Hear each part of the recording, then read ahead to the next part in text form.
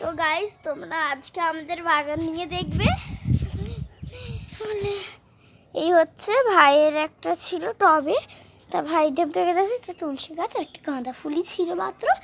আর কারণ একটা গাছ বসেছে আর প্রত্যেক গাছে দুটো করে হয়েছে।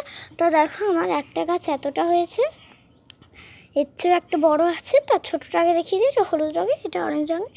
তা হলুদটা একটু বড়, একদম ছোট আছে। তাই এইটাও একদম ছোট আছে, এখন বড় হচ্ছে। তা এটা এখন ছোট আছে, না খুব বড় হয়ে গেছে, এটা সবার চেয়ে এটা বড়। তা তোমরা এইরকম সাইজের দেখেছো কিন্তু